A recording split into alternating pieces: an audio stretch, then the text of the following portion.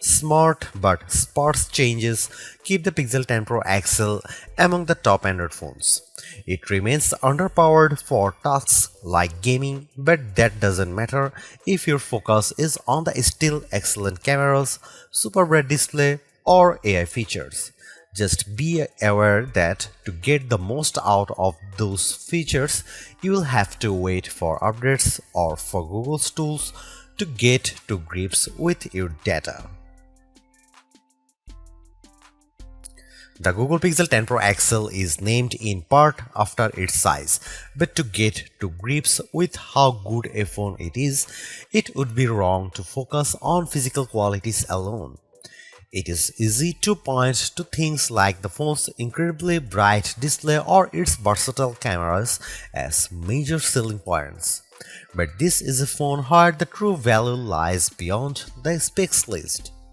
There are, in typical Google fashion, lots of AI features to play around with, features with a wide range of applications and utility. It's just a pity that Google seems to have learned some bad habits from Apple in not having all its features ready for launch day. Plus, Google flagship phones' inherent weakness in terms of power remains, even if battery life has improved. As the final big Android phone launch expect this year, I have been testing the Pixel 10 Pro XL against its main competition and also the latest iPhone just in case you are considering switching to or from an Apple phone. It's resulted in some of the most interesting phone comparisons of 2025 and I am thrilled to be able to take you through them. Pre-orders are up for the Pixel 10 Pro XL and its siblings until retail launch day August 28. If and when you decide to buy the Pixel 10 Pro XL, it will cost $1199. That's technically more expensive than the Pixel 9 Pro XL from last year, but what's actually happened is that Pixel dropped the 128GB model. It's a shame that you can't get a cheaper extra large Pixel now, but it's not strictly a price hike. If storage matters to you, you can spec 512GB or 1TB for $1,319 and $1,549 respectively. But increasing the storage locks off certain color options. Only Obsidian Black offers all three options, while Jade Green is only available in the basic 256GB. You might be surprised to hear that the Pixel 10 Pro XL's camera are identical to the Pixel 9 Pro XL's, at least on paper. The 50MP main, 48MP ultra-wide, 48MP 5x telephoto, and 42MP selfie cameras are unchanged from the 2024 model, as all the upgrades are located on the softer side. Here we can see some camera samples of the Google Pixel 10 Pro XL. Let's kick off the comparisons with main camera shot of a cottage. We see the first evidence of the Pixel 10 Pro XL's apparent default processing priority, balancing the brightness of all colors in the shot. This is perhaps why the Pixel shot is much warmer, with the Galaxy S25 Ultra's image being cooler and brighter. Against the iPhone 16 Pro Max, the Pixel 10 Pro XL also looks less bright but punches up the colors in return. The trees in the background in this view across a park are much easier to make out in the Google photo. And how does it compare against the outgoing Pixel 9 Pro XL? This photo of disused telephone box shows that the Pixel 10 Pro XL gives slightly stronger colors on the blue end of the spectrum, but is otherwise identical to the Pixel 9 Pro XL's image. In the night mode, with our subject being mini bottle of Henderson's relish, we see the Pixel 10 Pro XL struggle to capture the light compared to the Galaxy S25 Ultra, but the Pixel does have less of a red color caused by the curtains in the room than the S25 Ultra, which could be an advantage in some cases. Switching to the ultra-wide cameras and looking over a small stream in a wood, the Pixel's image pales compared to the S25 Ultra's far brighter shot. This is likely as a result of the Pixel's relatively small sensor not capturing as much light and the post-processing not being able to do enough to compensate. Macro mode also uses the ultrawide sensor, comparing to the pixel's effort against of the iPhone 16 Pro Max of a pink flower. The pixel's shot is darker, again likely because of its small sensor, but the image still has good contrast as we can still make out the detail in the flower's center. The final rear camera on the Pixel we need to look at is the 5x telephoto camera, which I pointed at a breeze over a lake. The Pixel has tried to balance the mix of light and shade in the shot, resulting in an apparent lack of color compared to the S25 Ultra, while the Samsung's shot's richer color of the water is appealing. The breeze is blown out in return.